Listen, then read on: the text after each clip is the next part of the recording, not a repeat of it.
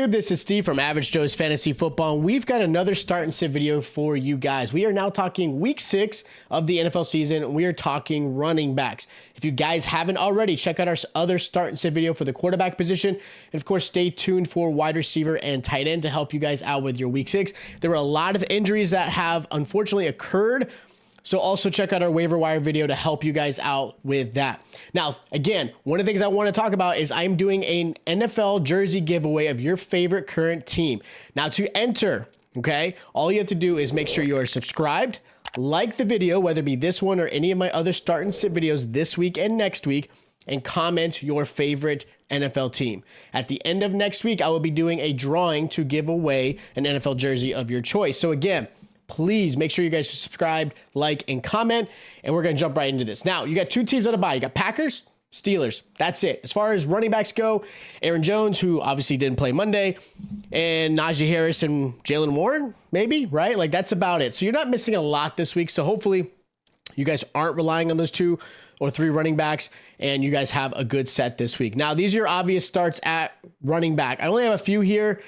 I didn't put Tony Pollard. That offense does not look great. They do have a better option this week as far as Pollard being in there, so you're probably going to start him, but I didn't put him as an obvious start because there are some concerns with that Dallas Cowboys offense. Now, my first running back I mentioned as a start is going to be Isaiah Pacheco versus the Broncos. Pacheco is set up perfectly for this Thursday night game against the Broncos. Playing against the Broncos team that's allowing 164 yards on the ground. They just gave up 177 to Breece Hall. Now, Breece Hall is a very talented running back. I think even more talented than Pacheco. So Pacheco, please, I'm not expecting 177 yards, but I do expect a pretty good game at him.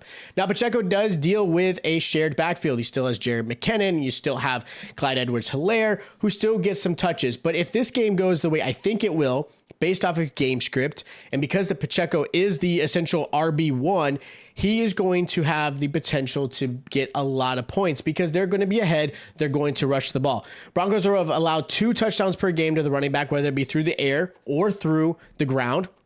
And of course, each of the last 3 games, Pacheco scored a touchdown, and he's averaging 17 points a game. So this is a really good matchup. Another running back I like is Raheem Mostert versus the Panthers. Really, you're probably starting him anyways. He's almost an obvious at this point. But I put him here because some of you guys obviously had maybe Devon Achane, but now Achane is out due to injury. So Mostert is an absolute perfect scenario to have a really good game. He's the clear-cut RB1. Jeff Wilson has not come back from IR. Ahmed is still there as the backup, so he'll probably get some touches if you guys are really, really desperate in a deep league. But the Panthers are allowing 128 yards on the ground, just under 2 touchdowns per game as well to the running back. Miami has been on fire offensively, and again, even with Achane performing well, Mostert was still performing well. He was still a very successful running back and being very explosive. He's a very fast running back. I know his age and everything is what kind of keep people away, but I like Raheem Mostert a lot this week. Another running back, James Cook. Going against the Giants, Cook definitely burned a lot of people. He had a horrible, horrible performance. I think -4 rushing yards or something like that. It was atrocious. But a lot of it has to do with the fact that game script, he was out of it, and he had no value in the receiving game. So having the Giants as the next game for James Cook is definitely a nice little, just stress reliever for anybody who's got James Cook. I'm not saying he's a strong RB2, and he could possibly, but I like him in this flex role this upcoming week. A really good RB3, because again, I expect him to be in that 15 to 17 point range. Giants are allowing 19.2 points a game this season and 117 yards on the ground. So there's a good chance, and most likely, that the Bills are going to be up big. They're going to run the ball out to finish the game, and James Cook is going to be that hero, so I like him a lot this week. Another running back I like a lot this week is going to be Kyren Williams versus the Cardinals. Now, if you guys have watched any of my videos, I am not a Kyren Williams fan when it comes to his efficiency. He is not great on the ground. But where he has stood out is the fact that he's a goal line back, and he's getting just thrown a lot of opportunities. And he's force-fed, which is what keeps him still active in most people's rosters. But he's got a great matchup against Arizona, right? Arizona has definitely struggled. They've allowed 17.3 points a game, and that's not including the 48 point that Christian McCaffrey did against them. That's just the non-48 points. So if you add that, it's even more of a blown-out proportion. 17 points is still a decent amount to running backs. In this game, I am expecting Kyren to probably get a touchdown, maybe 2, depending on how this rolls out. So a nice little 18 to 20 point game is realistic. And I think that's going to be where Kyren's going to be. Now, the last running back I'm going to mention as a good start is DeAndre Swift versus the Jets. He's almost at an obvious standpoint. He's got a really good job taking a hold of that backfield for Philly. Jets have a good defense, but they have struggled against running backs allowing 16 points a game. Swift has clearly become the RB1 on this offense ever since he took over week 2 due to the injury to Gainwell. Right now, he's getting about 63% snap share. Gainwell's only getting about 38. So it's a little bit of a big difference where at the beginning of the season, Swift didn't even exist week 1. Philly's definitely a run team. They've got a great offensive line who does a great job of bullying defensive linemen and getting some yards for Swift. Swift's been averaging 19 points a game since week 2. Again, week 1 pretty much did not exist. And this is a really good game to really put them ahead of the Jets and a good game script for him. Now, I've got Joe Mixon as the first sit of the week going against the Seahawks. Mixon did have his best rushing performance this past weekend with 81 yards, and a lot of it had to do with the fact that the Bengals were up, right? If the Bengals are up, again, running backs do well. But he has yet to eclipse 100 yards so far. He hasn't been the back that most people probably drafted him. At least most people probably drafted him in the 3rd, maybe 4th round, right? Like maybe your RB2. And he's just struggled. And the Seahawks are actually a pretty good team against the run. They're only allowing 59 yards on the ground and only 15 points a game with some receptions here and there. So realistically, Mixon, I am going to sit you if I can. Another running back I'm sitting this week is going to be Ramondre Stevenson versus the Raiders. There's a lot we could talk about with this Patriots offense. I think the biggest challenge I'm having as far as someone who watches football, does a lot of fantasy, stats and analysis. I'm not sure what happened when you went from a team that had a defensive coordinator as your offensive coordinator to now Bill O'Brien, who is your offensive coordinator, who was an offensive coordinator, is struggling in being a way less efficient offense. You're not even utilizing your talent in the backfield like Ramondre Stevenson. Raiders are a pretty good defense as well. People aren't giving them enough credit. They've done a pretty good job against the run. But a lot of this is more so the fact that the Patriots are just stinking it up. I get it. Raiders are only holding running backs to 12 points a game. They've allowed 100 yards on the ground once. So again, realistically, they're a good defense when it comes against the run. But enough of it. Stevenson's not getting the value that he was, or at least most of you guys had hoped. He's not getting the receptions. They're not up to even run the ball.